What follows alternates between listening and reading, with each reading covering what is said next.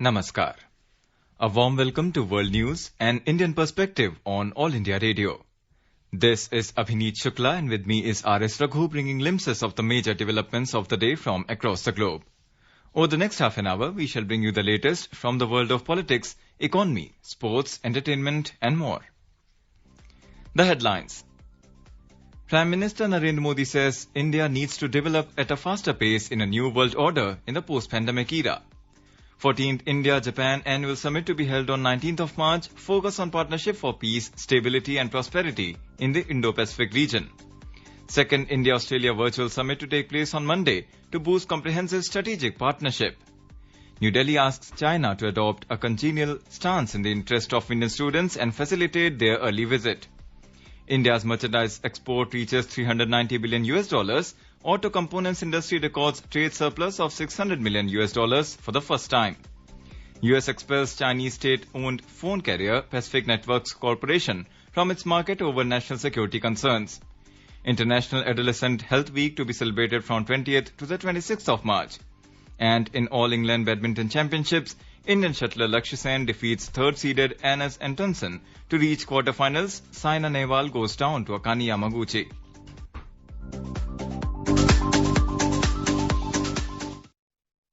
As we start the bulletin, we appeal to our listeners to stay safe from COVID-19 by following these 4 simple steps. Get fully vaccinated, wear a face mask, maintain 2 gaz ki duri for social distancing, focus on hand and face hygiene. And now, the news in detail. Prime Minister Narendra Modi has said the biggest goal of 21st century for India is to become modern and self-reliant. He said eyes of the whole world are on India. The Prime Minister was addressing virtually the valedictory function of the 96th Common Foundation course at Lal Bahadur Shastri National Academy of Administration in Mussoorie on Thursday. He asked the probationers to keep the goals of 21st century India in mind, the goal of building an Atmanirbhar Bharat and laying the foundation of a new modern India. The Prime Minister said, in the circumstances created by COVID-19, new world order is emerging and India has to develop itself at a faster pace. 21वीं सदी के जिस मुकाम पर आज भारत है, पूरी दुनिया की नजरें आज हिंदुस्तान पर टिकी हुई है। कोरोना ने जो परिस्थितियां पैदा की हैं, उसमें एक नया वर्ल्ड ऑर्डर उभर रहा है। इस नए वर्ल्ड ऑर्डर में भारत को अपनी भूमिका बढ़ानी है और तेज गति से अपना विकास भी करना है। The Prime Minister asked the trainee officers to take reform, perform and transform to the next level. The 14th India-Japan Annual Summit will be held on 19th of March to strengthen and advance the partnership for peace, stability and prosperity in the Indo-Pacific region. At the invitation of Prime Minister Narendra Modi, Japanese Prime Minister Fumio Kishida will be undertaking an official visit to New Delhi from the 19th to 20th of March for the annual summit. Briefing media in New Delhi, External Affairs Ministry spokesperson Arindam Bagchi said this will be the first meeting of these two leaders. This summit will actually be the first meeting of these two leaders. As you would recall, the previous annual summits till then took place in Tokyo in October 2018. India and Japan have multifaceted cooperation within the ambit of their special strategic and global partnership. The summit will provide an opportunity for both sides to review and strengthen the bilateral cooperation in diverse areas, as well as exchange views on regional and global issues of mutual interest. The spokesperson said, India-Japan have multifaceted cooperation within the ambit of their special strategic global partnership. Prime Minister Narendra Modi and his Australian counterpart Scott Morrison will hold the second India-Australia Virtual Summit on 21st of March. Briefing media in New Delhi on Thursday, External Affairs Ministry spokesperson Arindam Bagchi said the summit follows the historic first virtual summit which was held on the 4th of June 2020 when India-Australia bilateral relationship was elevated to a comprehensive strategic partnership. During this forthcoming virtual summit, the leaders will talk of progress made on various initiatives under the comprehensive strategic partnership. India has been taking up the matter of China allowing return of Indian students on numerous occasions since restrictions were imposed due to COVID. In a reply to a query, External Affairs Ministry spokesperson Arindam Bagchi said India has highlighted students' plight and how continuation of stringent restrictions were putting their academic careers in jeopardy. Dr. Jaishankar had personally raised this issue when he met Chinese Foreign Minister Wang Yi in Dushanbe in September last year. He said India will continue to urge China to adopt a congenial stance in interest of Indian students and that they facilitate an early return to China. That till date, the Chinese side has not given any categorical response about the return of Indian students. We will continue to urge the Chinese side to adopt a congenial stance in the interest of our students and that they facilitate an early return to China so that our students can pursue their studies. That issue will be on our agenda on all occasions. Indian Commerce and Industry, Consumer Affairs, Food and Public Distribution Minister Piyush Goyal has said country's merchandise export has reached almost $390 billion. He expressed hope that it will certainly cross $400 billion during the current fiscal.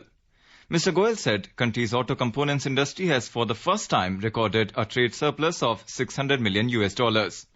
Addressing the Atmanirbhar Excellence Awards and 7th Technology Summit on Thursday, organized by the Automotive Component Manufacturers Association in New Delhi, the minister said India's automotive industry contributes 8% of the country's total export and accounts for 2.3% of India's GDP. India has proudly moved forward to join an elite group of countries working on various aspects of Arctic under the leadership of Prime Minister Narendra Modi. Union Minister Dr. Jitendra Singh said this while releasing the India's Arctic policy in New Delhi on Thursday. Dr. Singh said the policy would play an essential role in preparing the country for a future where humankind's biggest challenges like climate change can be addressed through collective will and effort. Washington has expelled another state-owned Chinese phone carrier from the U.S. market over national security concerns amid rising tension with Beijing. The Federal Communications Commission, FCC, revoked authorization for the Pacific Networks Corporation to provide domestic and international service under an order issued on Wednesday. Citing significant national security and law enforcement risks, the FCC said that Pacific Networks could monitor or disrupt U.S. communications. It said there were no steps that could eliminate those risks while the company operated in the United States. In October last year, a unit of China Telecom Limited, one of China's 3 main state-owned carriers, was expelled by the FCC from the U.S. market on similar grounds. The International Adolescent Health Week will be celebrated from 20th to 26th of March. The theme this year is Transitions. Addressing a press conference in New Delhi, the chairman of Adolescent Health Academy, Dr. Harish Pemde, said the goal is to raise awareness about the unique health issues of adolescents and promote engagement of adolescents in their own health decisions. The annual event is meant to inspire healthcare providers, policymakers, administrators, media and adolescents and their communities to advocate for a successful transition into adulthood. Indian Academy of Pediatrics Adolescent Health Academy is coordinating the national celebrations of International Adolescent Health Week. We have a report. The theme for International Adolescent Health Week is Transition. Transition is a natural development process. Adolescence is a period of most dramatic changes in physical and mental health. The weight and height increase, secondary sexual characters appear, and the process of thinking changes from concrete to abstract thinking. Dependence on parents reduce to independent living. There is a need to provide adolescents a safe and clean environment at home, school and workplace. Suparna Saikia, AIR News, Delhi. The UN Security Council will meet on Thursday at the request of 6 Western nations that sought an open session on Ukraine ahead of an expected vote on a Russian humanitarian resolution on Friday. The mission posted the flags of the 6 council nations requesting the meeting: the UK, US, France, Ireland, Norway and Albania. UN mission of the United Kingdom, one of the 6 countries that requested the meeting, tweeted that Russia is committing war crimes and targeting civilians. Russia's war on Ukraine is a threat to us all. Ukrainian officials say the status of people sheltering in a theatre in Mariupol is still uncertain because the entrance was under the rubble caused by a Russian airstrike. Pavlo Kirilenko, a head of the Donetsk regional administration, said on Telegram that several hundred residents of Mariupol were sheltering in the drama theatre. He rejected the claims by the Russian military that the Azov battalion was headquartered in the theatre, stressing that only civilians were in it when it was struck earlier on Wednesday. Ukrainian President Volodymyr Zelensky has accused Germany of putting its economy before his country's security in the run-up to the Russian military operation. In an address to Germany's parliament on Thursday, Mr. Zelensky criticized the German government's support for the Nord Stream 2 pipeline project meant to bring natural gas from Russia. Ukraine and others had opposed the project, warning that it endangered Ukrainian and European security. Zelensky also noted that Germany's hesitancy when it came to imposing some of the toughest sanctions on Russia for fear it could hurt the German economy. A UN agency has warned that the conflict in Ukraine is likely to hinder access to food and fuel for many of the world's most vulnerable people. A report by the United Nations Conference on Trade and Development notes that Russia accounted for nearly a third of wheat imports for Africa, or $3.7 billion in 2018-2020, while 12% worth $1.4 billion came from Ukraine. The report said initial assessments point to a substantive reduction in access to food and fuel despite efforts to prevent disruptions of supplies of key commodities such as wheat. All valid visas issued by the High Commission of India in Bangladesh before March 2020 and suspended due to the COVID-19 pandemic have been restored. The High Commission of India in a social media post informed that the visas have been restored for travel by air only. The High Commission will continue to issue tourist visas. Earlier, the Government of India had announced the resumption of all international flights from the 27th of March with full capacity as the coronavirus situation in the country has substantially improved. The government of Bangladesh and the World Bank have signed a $120 million financing agreement to help improve the irrigated agricultural and fisheries production in the country. It will help increase the income of 170,000 poor people vulnerable to climate change, said a press release issued by the World Bank on Thursday. Bangladesh is celebrating the 102nd birth anniversary of its father of the nation, Bangabandhu Sheikh Mujibur Rahman. The architect of modern Bangladesh was born on 17th March 1920 at Tungipara village of Gopalganj in the undivided India. President M. Abdul Hamid and Prime Minister Sheikh Hasina paid rich tributes to Bangabandhu Sheikh Mujibur Rahman by placing wreaths at his mausoleum at his birthplace in Tungipara on Thursday. Meanwhile, veteran Indian film director Shyam Benegal, who has directed the film Mujib, The Making of a Nation, a biopic on Sheikh Mujibur Rahman, has said it was his good fortune because of which he got the opportunity to direct the film on Bangabandhu. Mr. Benegal released the poster of the film, which is being made under an audio-visual co-production agreement between India and Bangladesh. The legendary filmmaker released the poster at National Film Development Corporation, Mumbai, on the occasion on the 102nd birth anniversary of Sheikh Mujibur Rahman. Now let us listen to a special program, Kaleidoscope. Today is the 75th episode of our special program, Kaleidoscope, where we share unique and out-of-the-box stories with you all. This program has been written by Aarti Rana and read by Abhishek Mukhopadhyay.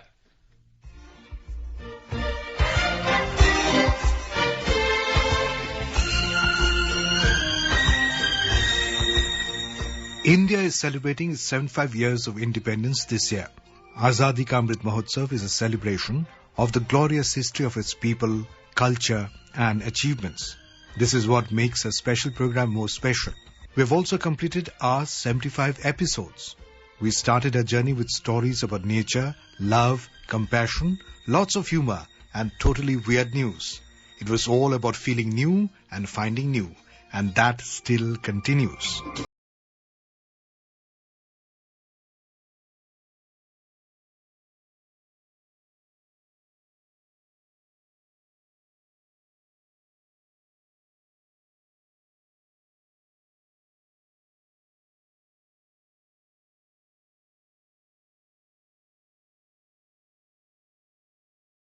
Evolving rapidly.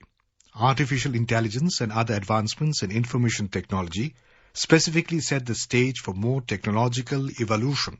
Robotics are becoming smarter, and even our thermostats and refrigerators can be connected to the internet. Did someone say refrigerator? I heard food. Yes, food.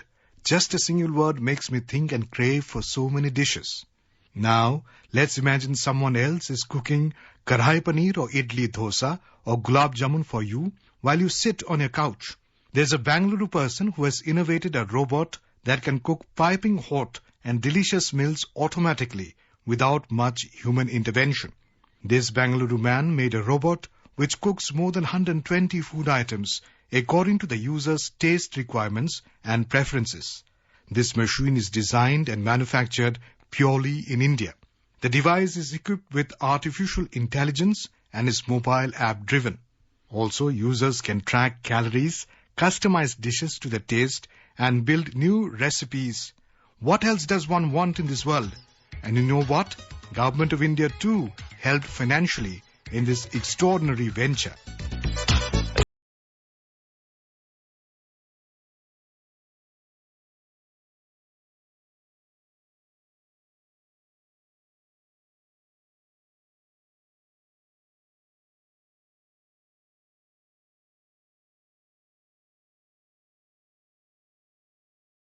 First fully automatic robotic cafe in Ahmedabad.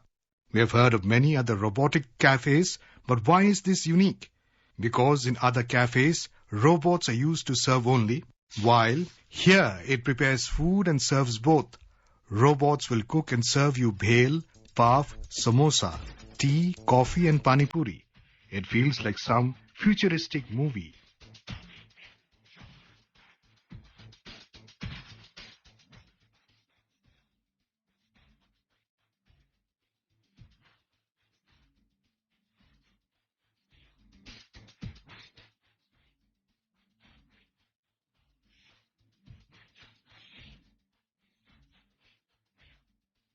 Do you remember the story about a Mumbai-based businessman who decided to give wings to the dreams of an 11-year-old poor girl who used to sell mangoes? In what is probably one of the most expensive mango deals ever, the businessman paid rupees 10,000 for each mango and bought 12 of them. All this so that the young girl could buy a smartphone and study material.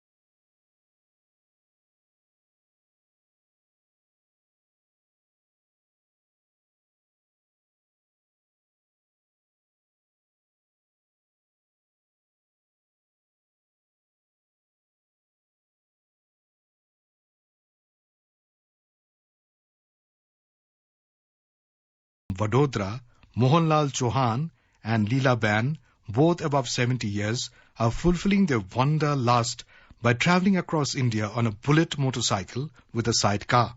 Mohanlal and Leela Ben have travelled the length and breadth of the country in long and adventurous road trips. The first few solo trips that Mohanlal made were for fun, but he says that he missed Leela Ben's company. She's the battery to my bullet, says Mohanlal. The desire to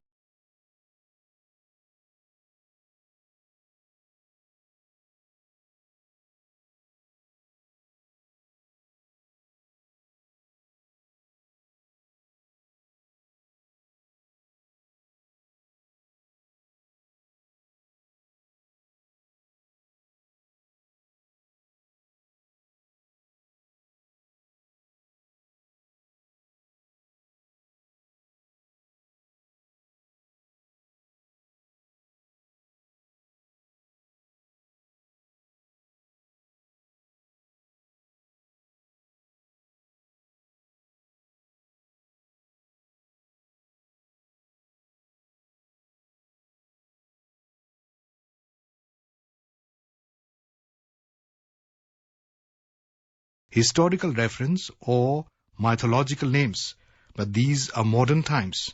Do you know that Elon Musk, one of the richest persons on earth, has named his son XAE-A12? The couple named him after an airplane they both love. And at the extreme is this Indonesian man who named his son Department of Statistical Communication. Social media was in raptures when a young man in Egypt named his daughter Facebook. Back home, Indians are not far behind. One of the parents named their baby Skylab Singh after the name of the space station. A Rajasthan couple stranded in Tripura named their newborn Lockdown, while UP parents named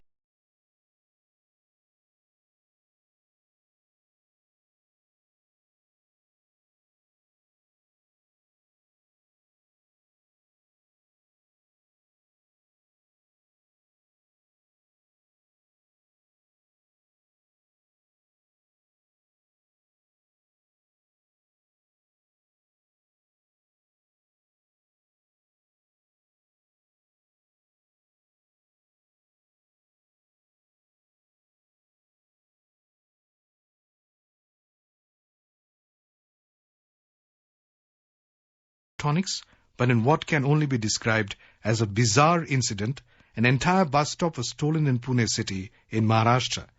Maybe some love is missing from the lives.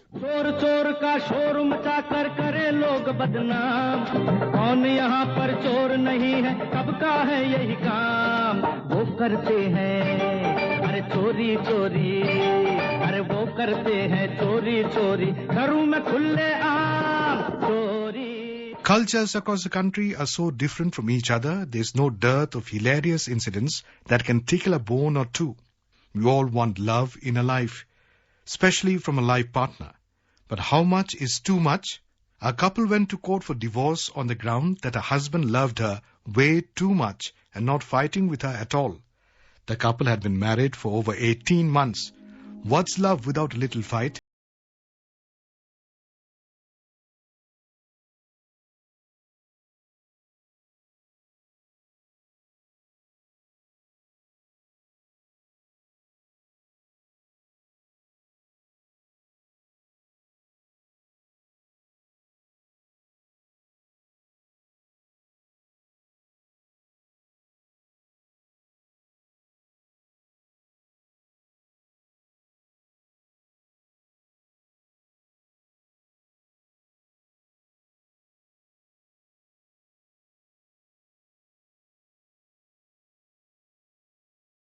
Husbands from Ambala lied to their wives about a business meeting in Bangalore to be able to go to Bangkok. They hadn't imagined they'll be caught, and that too by the government. Sadly for the two men in question, they were visited by the city officials once they had come back home due to the travel history. Now what a way to get caught. The police visited the homes with their travel records and pasted the same on the gate, and of course explained to the wives why the husbands needed to be quarantined. मुझे मेरी बीवी से बचाओ, अकड़ती है, बिगड़ती है, हमेशा मुझसे लड़ती है. मुझे मेरी बीवी से बचाओ, मुझे मेरी बीवी से बचाओ. Most often, students get stuck in tension during exam time. The stress and fear of exam can harm their preparation, and they would literally do anything to avoid exams. At one college in America, an unlikely hero has emerged. A young student saved his class from taking a final exam. Win at all costs. How? With his Rubik's Cube talent, of course. Boy had to finish the Rubik's Cube in under 30 seconds, so the class wouldn't have to take the final. And he did it. The boy quickly assembled the Rubik's Cube as the teacher watched on in disbelief. When he completed it, the boy held it aloft in triumph, and the whole room erupted into cheers, people leaping about it in joy. Boy had been waiting for this moment his whole life. Teachers gave this young man's dream a fantastic moment to shine. That's what it's all about. He will remember this moment for the rest of his life and how good it made him feel.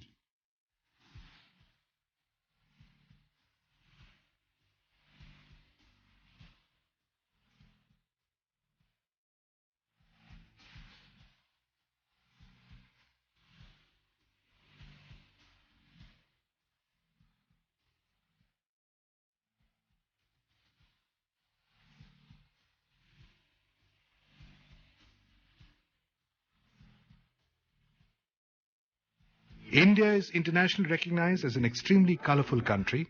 However, even more colorful are its people. And today we are celebrating the festival of colors, Holi.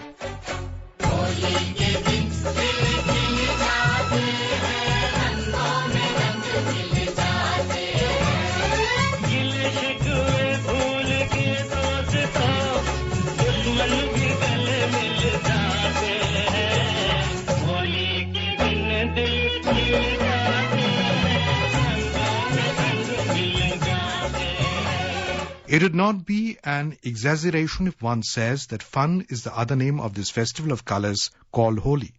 For the very motive of celebrating the festival is to have fun. People love to drench others and themselves in colored water. And voila, nobody is expected to take offense to, as the norm of the day is Bura na mano.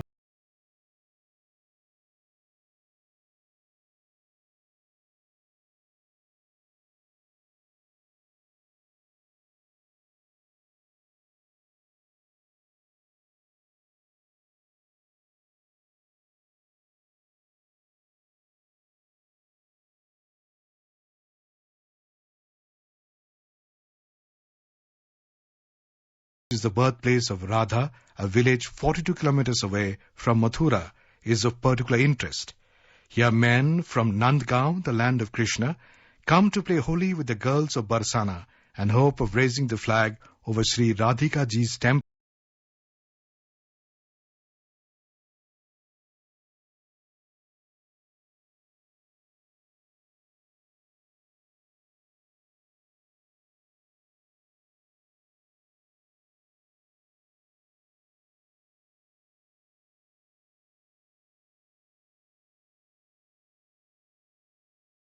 They greeted with sticks by the gopis. Hence the Holi gets its new name here, Latmar Holi.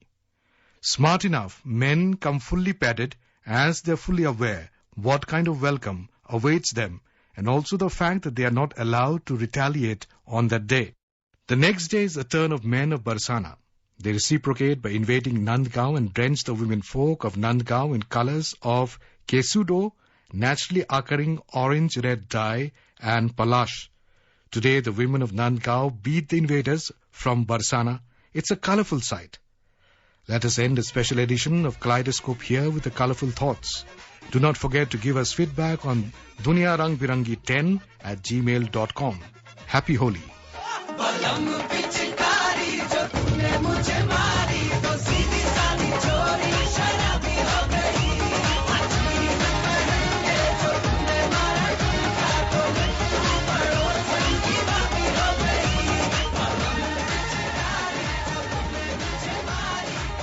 Holika Dahan is being celebrated across India on Thursday. The day is celebrated a day prior to the Holi festival.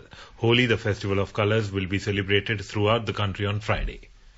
In badminton, Indian shuttler Lakshya Sen defeated Danish third seed Anders Antonsen by 21-18, 21-16 in the second round of men's singles, and he is through to the quarterfinals. However, Saina Nehwal lost to Akane Yamaguchi of Japan by 21-17, 17-21, 21-14 in second round of women's single match at All England Championships in Birmingham today. A quick look at the headlines once again. Prime Minister Narendra Modi says India needs to develop at a faster pace in a new world order in the post-pandemic era. 14th India-Japan Annual Summit to be held on 19th of March, focus on partnership for peace, stability and prosperity in the Indo-Pacific region. Second India-Australia Virtual Summit to take place on Monday to boost comprehensive strategic partnership. New Delhi asked China to adopt a congenial stance in the interest of Indian students and facilitate their early visit.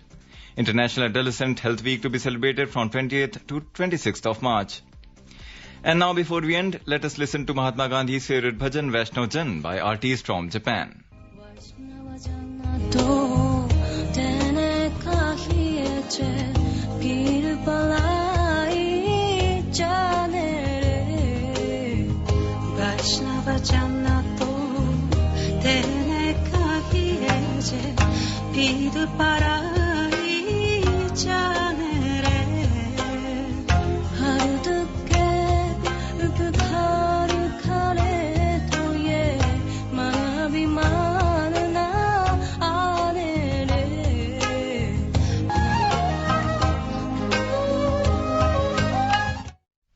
And with that, we end this bulletin.